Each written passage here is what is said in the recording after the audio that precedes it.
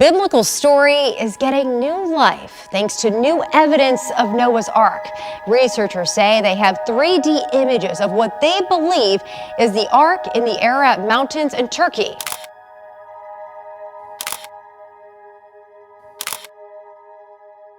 For thousands of years, explorers have searched for Noah's Ark, while scientists and theologians have debated its story's truth until a soldier made a startling discovery on Mount Ararat. For decades, archaeologists have been exploring this site, and what they recently uncovered has left everyone stunned. What incredible secrets were found in the Ark? What does this mean for Christians? Come see what they found inside Noah's Ark in Turkey and how Jesus had warned us. Accidentally unraveling a great mystery. On September 11, 1959, Captain İlhan Durupinar of the Turkish Army was on an aerial reconnaissance mission for NATO to map a remote area in the Turkish highlands altered by a recent earthquake. During his mission, he noticed an unusual formation among the rocks, which he photographed. After landing his plane, the pilot began to carefully study the aerial photographs that he had taken until he came across what he had seen earlier. In the photo, taken over the Ararat Mountains in eastern Turkey, he noticed an object shaped like an ark. The captain was convinced that this shape couldn't have formed naturally, so he measured its length and width, and then a crazy thought hit him. Could it be the remains of Noah's Ark? This assumption made sense since the location and size seemed to match the biblical description perfectly. Captain İlhan reported his discovery and was granted permission to explore the Ararat Mountains the following year. After long waiting and preparation, the team finally got to work, and just as the picture had depicted, they managed to find the boat-shaped object in the same location. This team included George Vanderman, İlhan Durupinar, and Arthur Brandenberger, a professor of photogrammetry. After 2 days of digging and using dynamite in the boat-shaped formation, the team found only soil and rocks. In their official statement, they concluded that there were no visible archaeological remains and that the formation was a natural occurrence, not man-made. Indeed, this boat-shaped discovery was mind-blowing. The news of it traveled across the globe and was even published in Life magazine on September 5, 1960. Through the article, Ronald E. Wyatt, an anesthetist from Tennessee, got interested in the discovery, and he started having ideas on his own. Ronald believed that the site deserved further investigation, so in the 1980s, he finally got access to the site and then used ground-penetrating radar and other tools to scan the structure. Although the radar couldn't go very deep, it did reveal vertical, wall-like structures inside the hull shape, which Wyatt thought might be man-made. The scan also revealed a square-shaped object inside the remains of the ship. Curious to unveil the mystery, the Turkish military excavated the specimen and then sent it to Galbraith Laboratories in the United States to get analyzed. As suspected, the test confirmed the presence of organic carbon, suggesting the material was once alive and consistent with petrified wood. Wyatt's team also found a large metal object that looked like a rivet with a washer next to the Ark. This strange object was tested by Tallinn Laboratories, and the results showed that the metal contained a complex alloy, including aluminum, which is entirely man-made and does not occur naturally in pure form. The team conducted several metal detector surveys during multiple trips to the site, and each time they marked the spots where they found the strange metals, and then they connected the points with yellow tape. Wyatt discovered that the metal was arranged in a uniform, grid-like pattern, and what was more surprising was that no metal was found outside the area where the vessel was assumed to be, and this helped further support the idea that the structure was man-made. After reviewing his findings, Wyatt concluded that the object was indeed the remains of a ship that matched the biblical description and size of Noah's Ark perfectly. The team of archaeologists also speculated that the vessel was originally on higher land, but over time, mudslides or lava flows carried it down the mountain until a large rock stopped it from sliding any further. As years passed, the mud accumulated and buried the Ark. The evidence gathered was so convincing and matched the biblical description, but is it really Noah's Ark? And why is the quest to find this ancient megastructure intense, exploring the mountains to the latter? Wyatt still believed that there was more to the discovery, so in October 1990, he partnered with Richard Reeves, and they decided to use special shovels to gently scrape away the weathered material from the ship's exposed ribs. They proceeded with the plan, and after they finished, the 10 newly exposed ribs stood out in color against the darker soil. Even today, these evenly spaced rib marks are still visible, especially at the rear of the ship. However, the full shape and depth of the structure beneath the ground remained mostly a mystery. Recently, the Turkish government allowed John Larson, a seasoned explorer, to scan the site, and as he used the latest deep penetration resistivity ground imaging technique, he and his team were able to complete the shape and three-dimensional structure of the ship buried beneath the ground. As it was written in the Bible, God commanded Noah to build 3 decks within the ark, and John's exploration revealed material that looked like the inner decks of the ship. 3 distinct flat surfaces were seen within the hull shape, extending across the width of the ship. This revelation was another pointer that made them believe it was indeed Noah's Ark, but the researchers needed to be sure beyond every reasonable doubt, so they began searching for gopher wood. According to the book of Genesis, this special type of wood was used to construct the ark, and it should not be a problem for scientists to locate this wood, but it is more complex than that. Scientists cannot identify this wood. Various theories suggest different types of wood, such as cypress or cedar, but the exact nature of gopher wood remains unknown. Some scientists think that gopher wood might be coconut palm wood. While it seems like an unusual choice, the coconut palm is strong and durable, making it a good option for building. Although the coconut palm isn't native to places connected with the biblical story, ancient trade routes might have spread knowledge of it.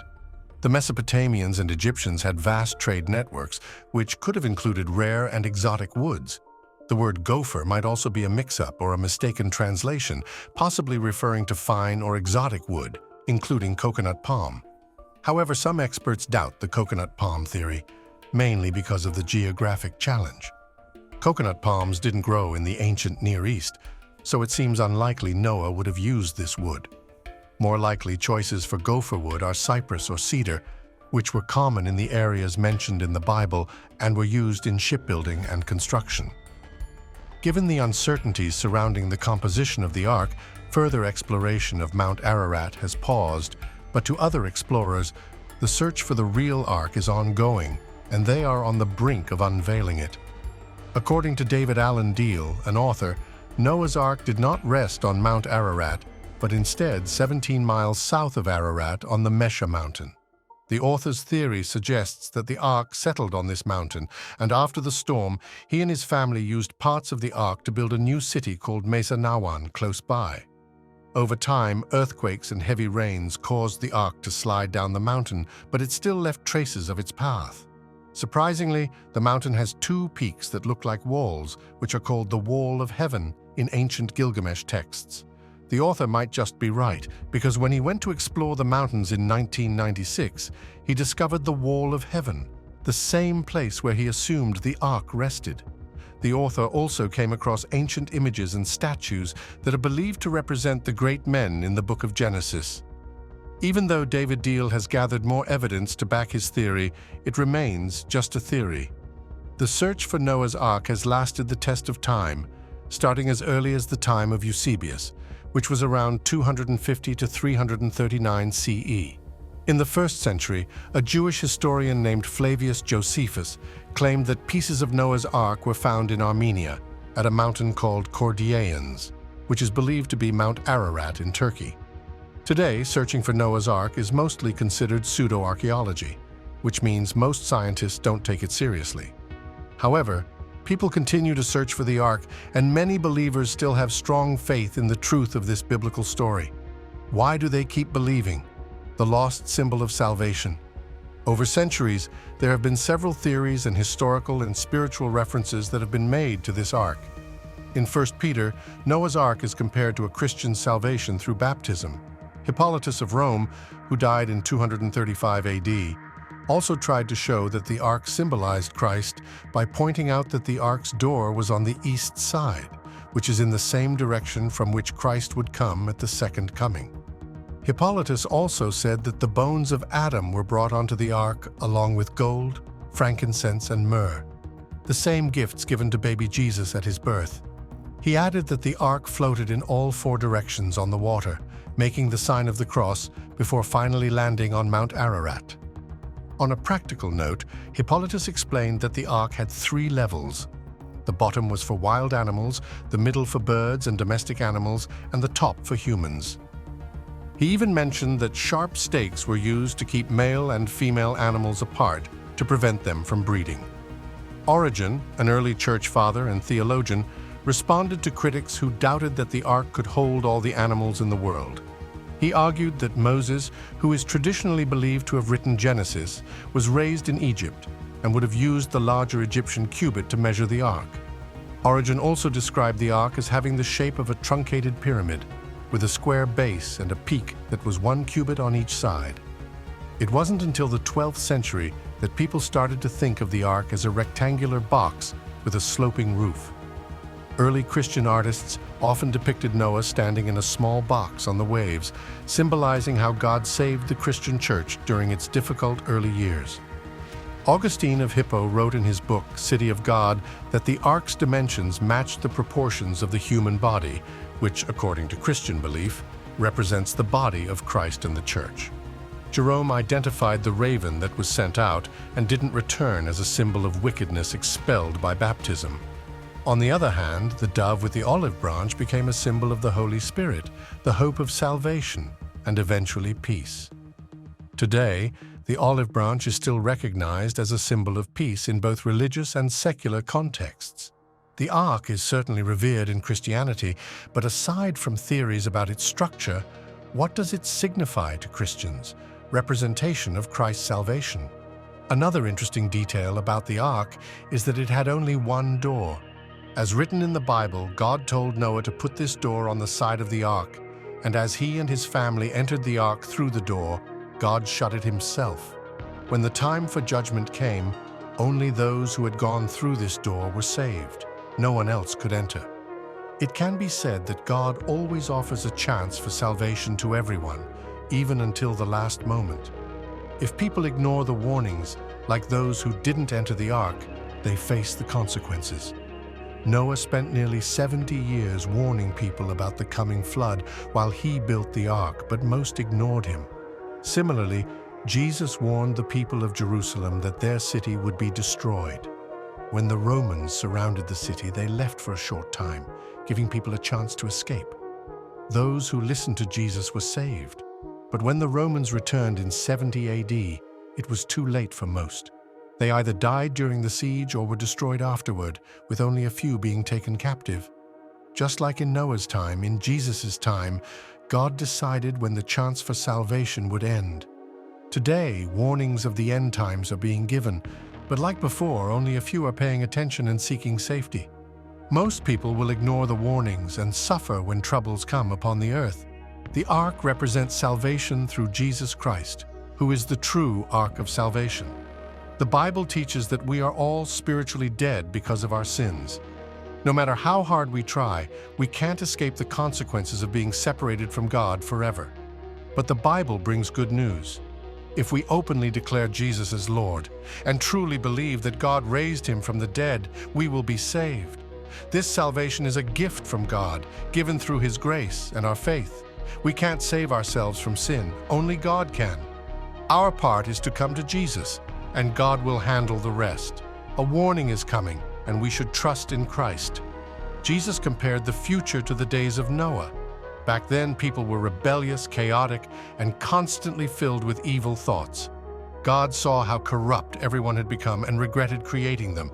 He decided to destroy all life on earth, humans, animals, and birds, because it deeply troubled him. But Noah found favor with God. In our troubled times, we also have God's grace. The floodwaters symbolized God's judgment then, and external condemnation represents judgment now. Just like the ark, Christ is our atonement for sin, and through him we are safe from judgment. Surprisingly, the ark does not represent a symbol of salvation to only Christians. What do other religions and cultures believe about Noah's ark, the Great Flood?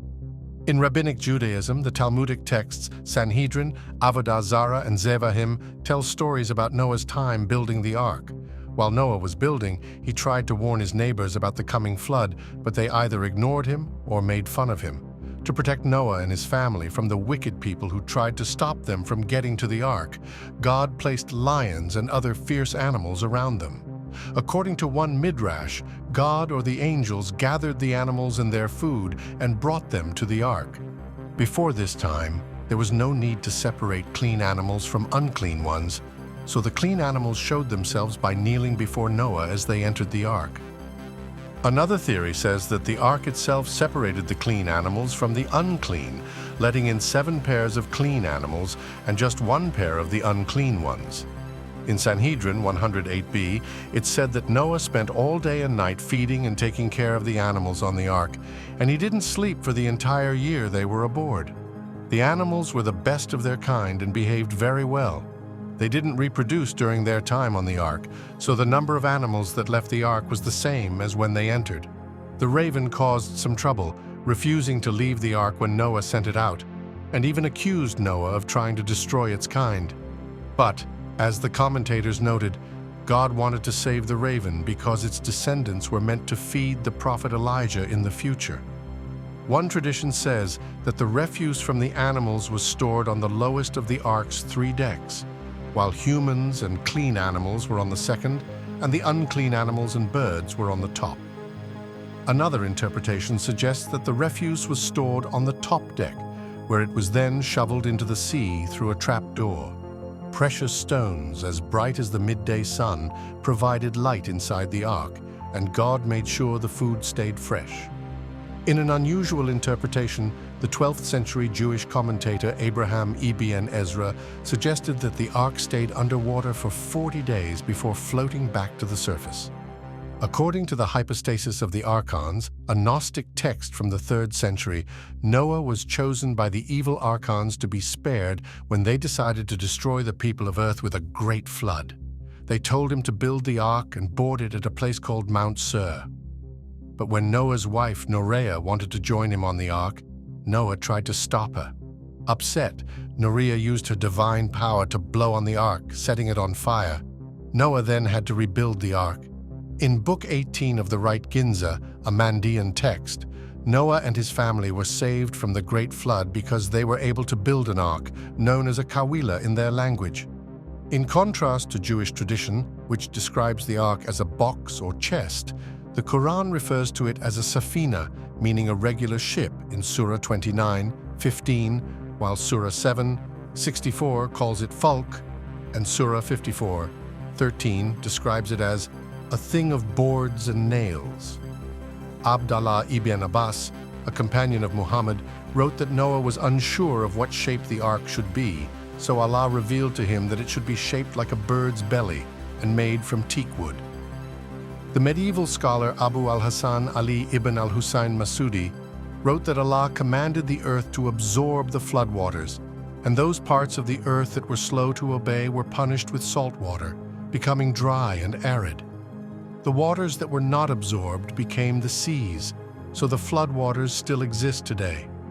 Masudi also said that the ark started its journey in Kufa, Iraq, sailed to Mecca, circled the Kaaba, and finally came to rest on Mount Judi, which Surah 1144 mentions as its final resting place.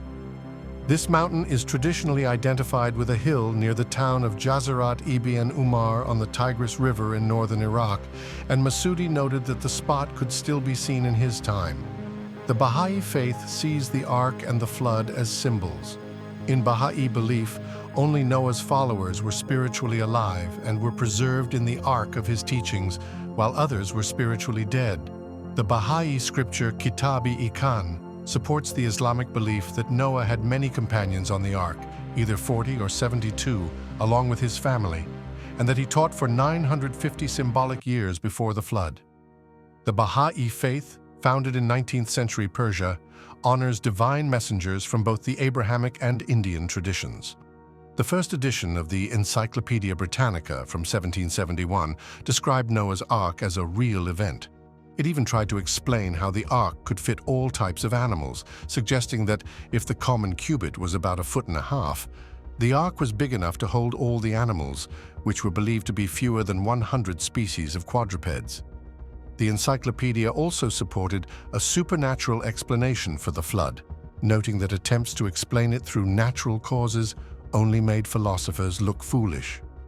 By the 1860 edition, there was an attempt to solve the problem of fitting all animals into the ark by suggesting that the flood was local rather than global.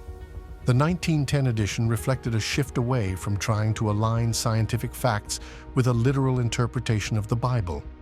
It mentioned the rise of modern scientific views on the origin of species and the development of scientific comparative mythology by 1875 as a way to understand the Noah's Ark story.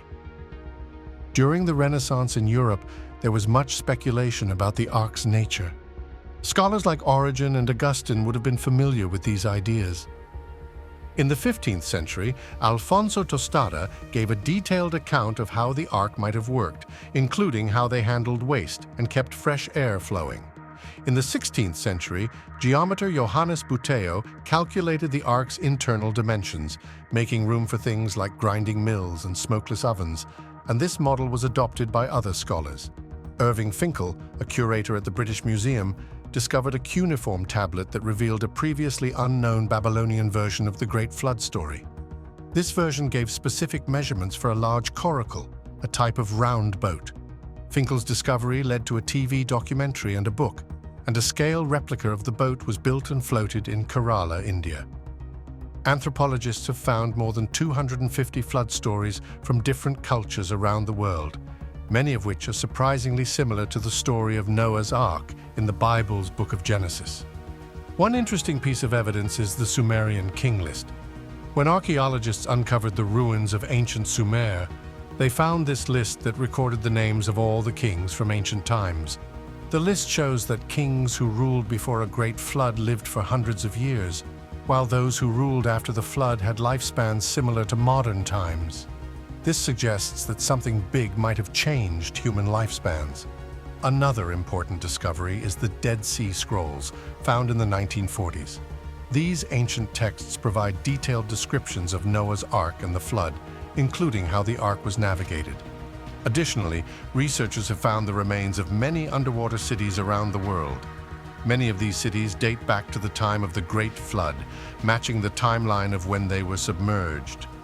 Natural formations called chevrons left by past water movements are also key indicators of ancient floods. Many chevrons have been found in mountainous areas like Madagascar, suggesting massive flooding events in the past. After years of doubt, mainstream researchers are now beginning to accept the possibility of a great flood and Noah's Ark due to the growing evidence supporting these ancient stories.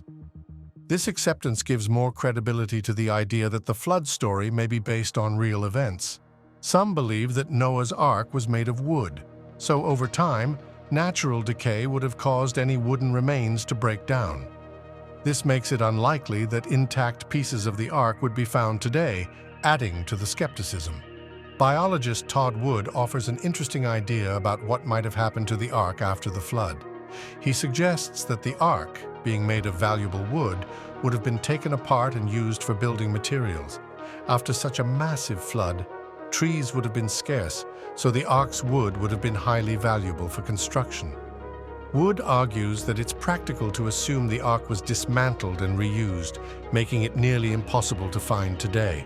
Despite this, the search for evidence of Noah's Ark continues to excite researchers and enthusiasts. Explorers are actively searching for boat-shaped objects in the high mountains of Turkey and Iran. If an ancient boat is found on a mountain, it would spark huge scientific interest and connect with historical and religious stories. Whether scientists believe this boat is found or not, its significance remains the same. It is a symbol of God's judgment and salvation, so believers should ensure to remain on the right side. Talking about discovering and exploring the Ark, someone has taken on an ambitious project to replicate the Ark, the first-hand experience. In Kentucky, a Christian theme park called Ark Encounter opened its doors in 2016. The park's main attraction is a colossal replica of Noah's Ark, built to mirror the famous story of the Great Flood from the Bible. This enormous ark stretches 510 feet long, 85 feet wide, and towers 51 feet high, capturing the imagination of visitors from near and far. Ark Encounter is the creation of Answers in Genesis, a group devoted to the belief that the Earth and the universe are much younger than what science typically suggests. This belief, known as Young Earth creationism, is central to the park's message. AIG also runs the Creation Museum, located just 45 miles away in Petersburg, Kentucky. The visionary behind both attractions is Australian creationist Ken Ham, who leads AIG as its CEO. The theme park blends scientific ideas with deeply held religious beliefs, even presenting the notion that humans and non-avian dinosaurs once roamed the Earth together. Inside the Ark, there are 132 bays, each about 18 feet high, spread across 3 decks. Visitors start on the lowest deck and move upward on ramps through the center of the Ark. The first deck has models of animals that AIG believes could have been on the Ark, representing the kinds of animals that supposedly evolved into today's species after the flood. Media reports before the Ark's opening mentioned that the displays would include models of dinosaurs and biblical unicorns. The second deck features more animal models, as well as dioramas of Noah's workshop and a blacksmith. The third deck has displays that depict what AIG believes might have happened inside and outside the Ark during the flood. Some of these exhibits include artifacts from the Green Collection, promoting the Museum of the Bible in Washington, D.C., which was supported by donors to the Ark Encounter. The Ark is elevated 15 feet off the ground by concrete towers, with the starboard side blending into 3 80-foot masonry towers that house stairwells, elevators, and restrooms.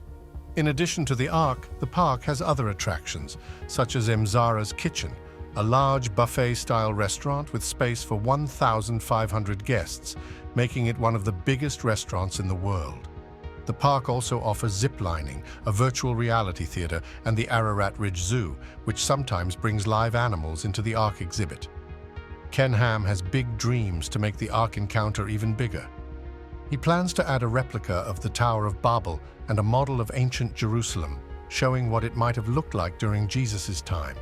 The Tower of Babel will be especially exciting, featuring a ride like Disney's Haunted Mansion, where visitors will sit in a vehicle and travel through different scenes. Building the Ark. Encounter hasn't been simple. There have been financial struggles, many discussions, and a lot of planning. A lot of money was needed, including selling special bonds, and the local government supported the project with tax breaks and upgrades to handle the visitor traffic. Despite these challenges, Ken Ham and his team stayed determined because their goal was to share biblical stories and their importance with future generations. Thanks for watching. If you enjoyed this video, please hit the like button and don't forget to subscribe for more interesting content. Check out another interesting video by clicking on the video appearing on your screen right now.